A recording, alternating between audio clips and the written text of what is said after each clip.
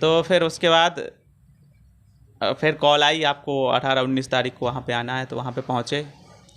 इसके बाद वहाँ पे इंतज़ार कर रहे थे।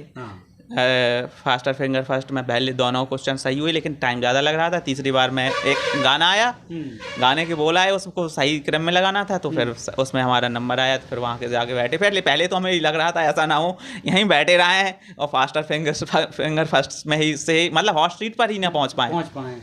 फिर जब पहुँच गए तो थोड़ा वो हुआ, और ऐसा हुआ कि 3,20,000 जीते हमने वहाँ पे। लेकिन हमें ये लग रहा था कि हम यहाँ तक आ गए हॉट सीट पे, हमारा एक जो बहुत बड़ा सपना था ये पूरा हो गया हमारा। वाकई अश्विनी भैया, जिस तरह से आप बता रहे इतनी सीढ़ियाँ पार करनी है, वो आप जैसे ब्रिलियंट लोग ही इतने मतलब इतनी सीढ़ियाँ पार की, और ये आपके माँ बाप पूरे सबकी दुआएं हैं। ये तो हमें पता नहीं था, लेकिन अभी हम दुआएं दे रहे हैं। लेकिन आपकी जो पढ़ाई है और अश्विनी जी आपकी जो मेहनत है वो रंग लाई है। 2012 से ट्राई कर रहे हैं आप? जी, 2012 से ट्राई कर रहे हैं, 2012 से ट्राई कर रहे हैं। और आज का प्रोग्राम आप ज़रूर देखिएगा। मैं आपसे फिर से रिक्वेस्ट करता हूं कि ये अश्विनी भैया जी और हमारे बुंदेलखंड की शान, इन्हें शान ही कहेंगे। अब कुछ और जान लेते हैं अश्विनी विश्वकर्मा जी के बारे में। तो भैया करते क्या हैं, और अभी जो बताते हैं उसमें देखा हमने टेलर में बहुत नौकरियां छोड़ी हैं भैया, कितना सब 2014 में हमारी बैंक में जॉब लग गई थी।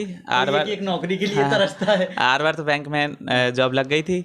तो ये हुआ, उस समय एमएड में हो गया था, बनारस हिंदू मतलब BHU में भी हो गया था एमएड में जी, और अपने बुंदेलखंड यूनिवर्सिटी में भी हो गया था। लेकिन ये सोचा कि BHU दूर पड़ जाएगा थोड़ा, और यहाँ पर पास में रहेगा, तो फिर हमने यहाँ अतर्रा PG कॉलेज से एमएड किया, और उसी समय जॉब लग गई थी बैंक की। तो फिर ये सोचा कि चलो अब जब शिक्षा के क्षेत्र में जाना है तो फिर अब ये नौकरी नहीं करनी है। लेकिन जैसे ही हमारा एमएड ख़त्म हुआ तो रिज़ल्ट आया, और रिज़ल्ट जाने के बाद हमें जाना था तैयारी करने के लिए इलाहाबाद। तैयार हुई हो गई थी सबके, बस अब कल या परसों से हमें निकलना है जी। तो लेखपाल का हमने फार्म डाला था, उसमें हमारा रिटर्न में हो गया। OBC में थे और जनरल में हो गया था। तो ये लगा कि अब हो जाएगा इसमें। तो घर वाले भी बोले ऐसा करो कि अब मत जाओ और इसको देख लो। इंटरव्यू हमारा 1 फरवरी को था।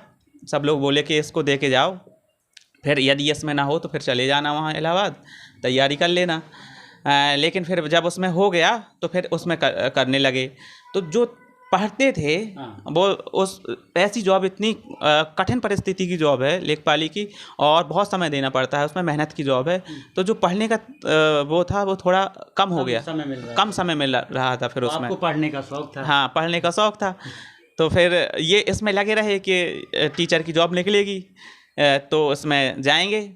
बहुत अच्छी रही बात ये कि 2018 में बीएड को शामिल कर लिया गया प्राइमरी में। इसके बाद हमने फॉर्म डाला तो टीईटी भी निकल गई। टीईटी निकलने के बाद हमने इसका भी फॉर्म डाल दिया सुपर टेट का, तो सुपर टेट निकल गया और 2 लिस्ट निकल गई, उसमें नाम नहीं आया। तो हमने कहा चलो नौकरी तो कर ही रहे हैं, आ जाएगा तो ठीक है, नहीं आएगा तो। और बहुत बड़ी बात हुई उसमें कि 6696 पदों के लिए एक तीसरी लिस्ट निकाल दी गई उस समय। उसमें हमारा नाम आ गया और नाम आने के बाद हमें ये लग रहा था कि अब जब जॉब कर रहे हैं तो ऐसा ना हो कि टीचर में हमें बहुत दूर जाना पड़े।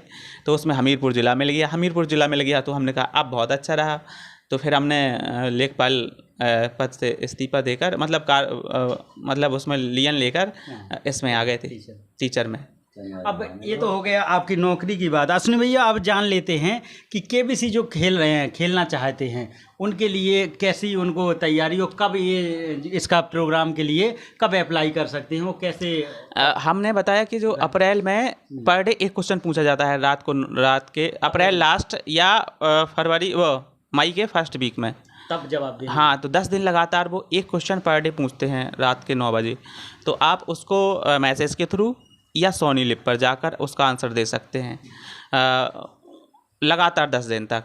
और उनको आप किसी भी दिन मतलब चूकिएगा नहीं, 24 घंटे का समय रहता है उसमें। अच्छा। जैसे आज रात को उन्होंने 9 बजे तक पूछा तो कल आप 8:59 तक उसका जवाब दे सकते हैं। तो आप उसको देना है और इसमें धैर्य बनाए रखना है। ऐसा नहीं है कि हमारा इसी साल हो जाएगा। लगातार लगे रहिए, क्योंकि हम भी चाहते हैं कि हमारे क्षेत्र के और भी जो चाहते हैं अपना नाम कमाना या उस मंच पे पहुंचना, तो उसके लिए धैर्य की बहुत ज़रूरत है। ऐसा नहीं है कि आप सोचें कि हमारा इसी साल हो जाएगा, तो ऐसा नहीं है। धैर्य बनाए रखिए, आज किसी का होगा तो कल किसी और का होगा, बस धैर्य बनाने की बात है।